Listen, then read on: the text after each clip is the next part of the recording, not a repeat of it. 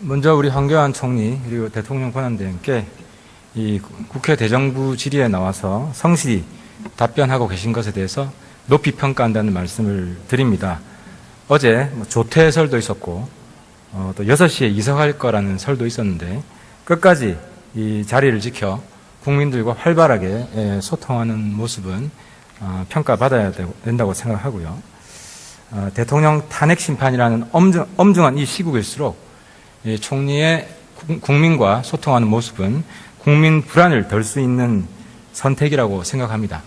한 가지 아쉬운 점은 국회 출석 이전에 너무 법조항에 치중한 나머지 경직된 모습을 보인 것에 대해서 안타깝게 생각하고 총리께 법맨이라는 거 알고 있습니다. 하지만 기계적인 법치가 아닌 인간적인 법치를 해달라.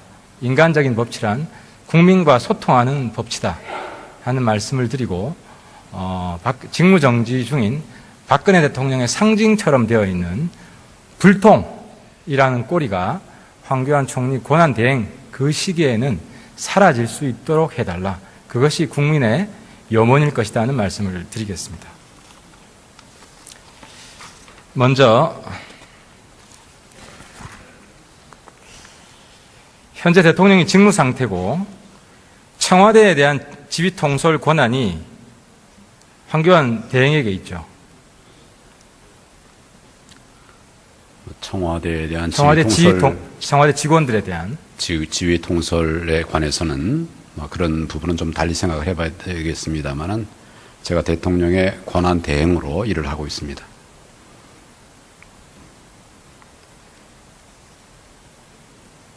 제가 며칠 전에 국정조사 청문회를 위해서 청와대 현장 조사로 갔는데요. 거부당했습니다. 경호실장한테 여쭤보니까 경호실장을 지휘할 수 있는 사람은 총리밖에 없다고 하던데 아닙니까? 경호실장을 지휘할 수 있습니다. 그렇지만 지금 현장에서 일어난 이런 모든 일들을 다 지휘하는 것은 아니고 제가 지휘할 범위의 일들 또 그런 규모의 일들 이런 부분에 관해서 건의가 오면 제 그 지시를 내리고 집행이 되도록 그렇게 하고 있습니다. 국회 요구가 있으면 어떻게 할 겁니까?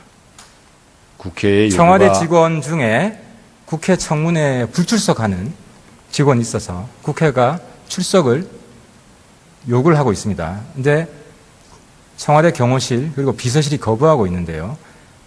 그것을 바꿀 사람이 지금 총리밖에 없습니다. 그때는 어떻게 하실 겁니까? 출석을 할 것인지 여부에 대해서는 1차적으로 당사자의 뜻이 중요하다고 생각합니다. 당사자가 만약 가지 않겠다, 가지 못하겠다, 어렵다라고 한다면 제가 가라고 강제할 수는 없지요. 물론 이제 국정조사에 또 국회에 협조하라는 그런 당부는 할 수 있고 또 그렇게 하겠습니다. 청와대 직원이 청문회에 출석하기 위해서는 연가를 신청해야 됩니까? 그런 절차는 제가 확인을 해봐야 되겠습니다. 화면을 보시면 공가를 신청해야 됩니다. 청문회에 출석하기 위해서는. 그런데 국회가 청문회 출석을 요구한 직후에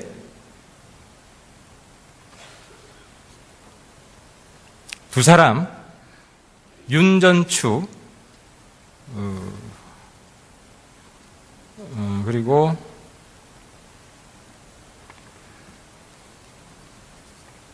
또 한 사람 이름은 좀 이따 말씀드리겠습니다. 두 사람이 연가를 신청했습니다. 그리고 청문회에 나오지 않았습니다. 이영선 또 한 사람. 그런데 이 사람들은 대한민국 국민을 경악해 한 사람들입니다. 이영선은 대통령을 잘 모신 게 아니라 최순실의 전화기를 정성스럽게 모신 사람입니다. 윤전추도 헬스 트레이너인데 홍보 민원 업무로 들어갔습니다. 다음 화면. 연가를 신청한 날짜를 보면 청문회 출석 이유가 명백합니다. 그리고 이 연가를 수용한 것이 담당 부서장이라고 합니다. 다음 화면. 또 경악하는 것은 불출석 사유서가 내용이 똑같습니다. 서명자 이름만 다르고 똑같은 내용입니다. 두 사람이 따로따로 작성한 것이 아니라 어떤 배후 세력이 있다는 것을 입증하는 자료입니다. 즉, 이 두 사람은 연가를 내고 부서장이 연가를 허용해주고 도피를 시킨 겁니다. 총리께 요청합니다. 이것은 청문회에 대한 의도적인 회피입니다. 그리고 조직적인 회피입니다. 도피를 시켜준 겁니다. 이 연가를 허용해준 이 부서장 경질을 요구합니다. 또 불출석 사유서를 작성하는 데 도와주고 조직적으로 빼돌린 사람들에 대해서 이 자리에서 조사하겠다고 답변하시고 그 관련자들을 모두 법에 의해 처벌하겠다, 고발하겠다고 말씀해 주십시오. 지금 그런 말을 여기서 할 수 없습니다. 제가 내용을 알아보겠습니다.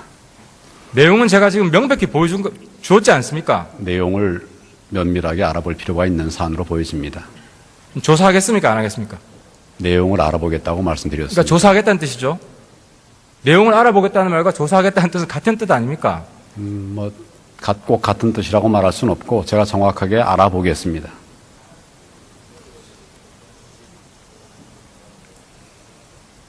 조사하지 않고 내용을 알아볼 수 있습니까?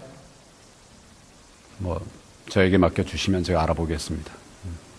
이 자리에서 답변을 해 주십시오. 이거는 국민에 대한 모독이고 국회에 대한 모독입니다.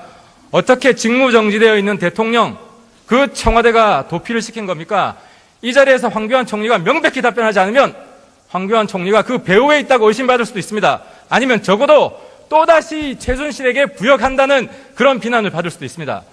촛불에 타 죽고 싶습니까? 이 자리에서 말씀하지 마십시오. 바로 답변해 주십시오. 조사할 겁니까? 안 할 겁니까? 제가 말씀드렸습니다.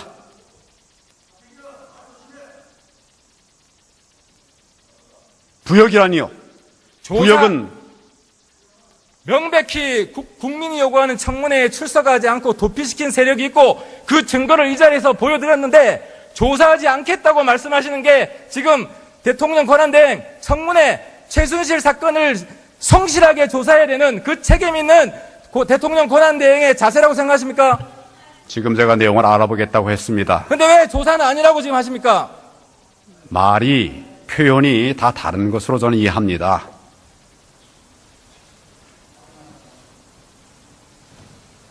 그리고 말씀하실 때 삿대질하지 마십시오.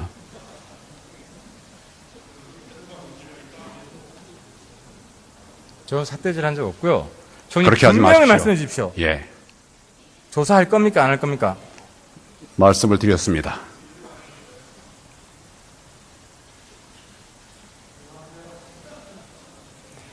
알아본다는 말과 조사한다는 말이 틀린 의미입니까? 예, 제가 알아보겠습니다. 누굴 통해서 알아보시겠습니까? 네, 그거 저에게 맡겨주십시오.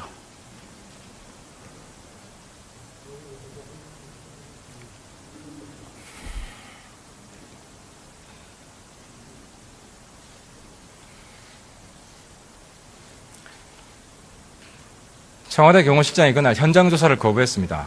청와대 안으로는 들어올 수 없다고 하면서 들었던 근거가 국가보안시설 가급이라고 했습니다. 총리께 여쭙겠습니다. 이 대한민국 국회 이 시설은 국가보안시설 몇 급인지 아십니까? 국회를 말씀하시는 겁니까? 전 확인을 좀 해봐야 되겠습니다. 국회도 가급입니다. 그 가급인 국가보안시설에서 우리가 청문회도 하고 대정부질의도 합니다. 그런데 청와대는 똑같은 가급 시설인데 현장 조사가 거부돼야 되는 게 납득이 됩니까? 아마 여러 관계 법령에 따라서 그렇게 말씀을 드린 것으로 그렇게 저는 이해가 됩니다.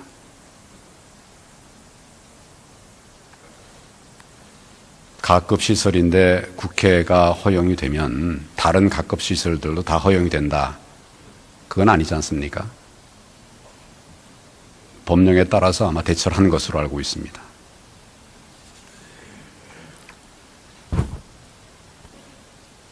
총리께서는 그동안 국민의 염원을 완전히 무시하는 지금 발언들을 하고 계십니다. 국민의 뜻을 받들겠습니다.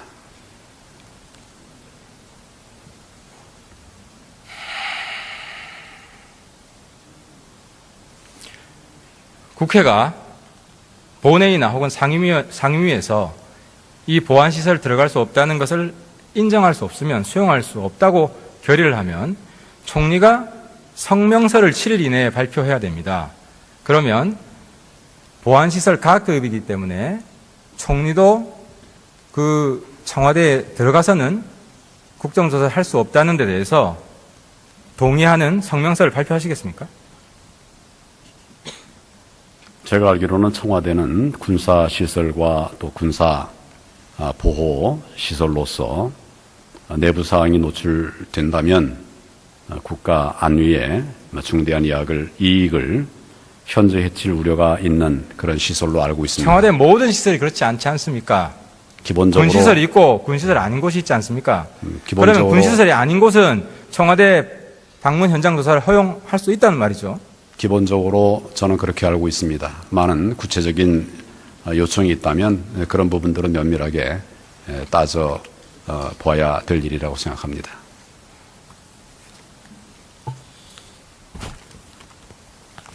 오늘 신문입니다. 우병우 민정비서관 때 직접 광주지청에 전화해서 서버를 압수수색하지 마라 해경에 지시한 내용입니다. 이 당시 총리께서 법무부 장관이었는데 이 내용에 대해서 보고받으신 적이 있습니까? 이 내용이라는 것은 어떤 내용을 말씀하시는 겁니까? 화면 좀 보여주십시오. 세월호 때 광주지청에서 해경에 있는 서버를 압수수색하러 가는 과정에 우병우 민정비서관이 전화를 해서 그 서버를 압수수색하지 말라고 지시했던 그런 내용의 기사입니다.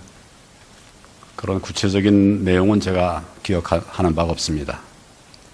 그때 많은 협의가 있었는데, 근데 기본적으로 이제 실무적인 그런 협의가 있고, 저에게는 큰 방향만 얘기하기 때문에, 구체적으로 저는 뭐 어떤 지시가 있었는지 이런 부분은 제가 그 보고를 받지 않은 것 같고 지금 기억이 나지 않습니다. 민정수석실에서 이런 현지 검찰 지청에 압수수색 하라 하지 마라 이런 구체적인 지시를 내리는 것이 적법한 것인가요? 아마 일선청에 바로 하지는 않고 통상은 필요하면 법무부와 협의를 하고 또 일선청에서도 필요한 보고는 이제 법무부에 합니다. 그럼 법무부로 통하지 않고 민정비서관이 직접 전화를 건 것은 적법하지 않은 것이네요. 그런 부분에 관해서는 그 경위를 좀 따져봐야 될 것 같습니다.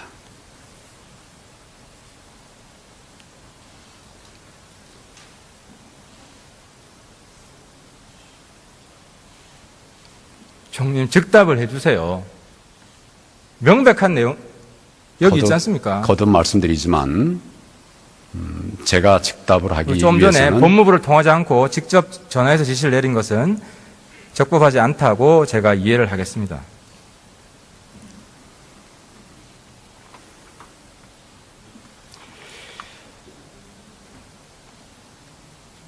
헌법재판소장 임기가 1월 30일 끝납니다. 박한철 소장. 지금 한 달 조금 남았는데요. 다음 소장 준비하고 있습니까? 헌재 소장의 임기는 사실은 이제 임기가 6년입니다.